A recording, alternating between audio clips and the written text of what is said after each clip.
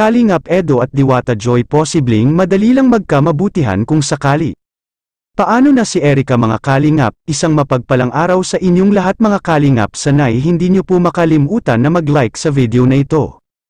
At paki-subscribe po si Kuya Val Santos Matubang at Kalingap Rab, maraming salamat po sa pagpatuloy na pagsuporta. Diwata na si Joy at Edo posibleng magkamabutihan kaagad kung sakali. Malalaman na natin mamaya mga Kalingap, dahil sa usapin pa tungkol kay Diwata Joy na handaan niya siyang tutulong sa Team Kalingap at kay Kalingap Rab kung sakali nagagawa si Kalingap Rab ng teleserye. Napakabait talaga ni Diwata dahil kung makakabuti ang gagawin ni Kalingap Rab para sa pagtulong at para makakatulong din siya sa mga tutulungan ni Kalingap Rab ay handang-handa si Diwata Joy sa isang teleserye na gagawin ni Kalingap Rab. Malaki talaga ang pakinabang ng ginagawang teleserye ni Kalingap Rab dahil nagdala ito ng magandang epekto sa mga viewers na pangpampatanggal stress ng mga nasa ibang bansa na mahal nating mga OFW at pati na rin sa Pilipinas. Dahil ginagawa nila itong libangan pagkatapos ng kanilang mga trabaho. At mas lalong makakatulong ito kina Diwata mga Kalingap dahil magbibigay naman si Kalingap Rab ng talent fee sa mga gaganap ng kanyang teleserye. At makakatulong na rin ito mga Kalingap sa pangangailangan ni Diwata Joy lalo na sa kanyang mama at sa kanyang bunsong kapatid.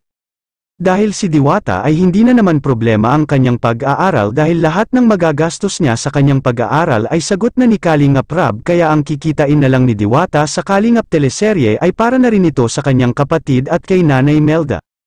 Nang sa ganoon na paraan hindi na maging pabigat si Diwata sa kanyang magulang at makakatulong na siya at makakabawi na sa sakripisyo ni Nanay Melda dahil makabigay na siya ng pera at kikita sa pamamagitan ng teleserye ni Kalingap Rab, at Kalingap Edo at Diwata Joy madali lang pala magkamabutihan, makikita po natin sa video. Sabi ko yung pagmasamba sa anak ko. Saan ka nakasimba doon? Pasundo ko kay Justin Sa may Pasig? Oo, taga doon siya ano. Baka nakikita mo na sila Tita Ellen doon. Kilala mo, Tita Ellen? Mama ni Edo? Doon na season.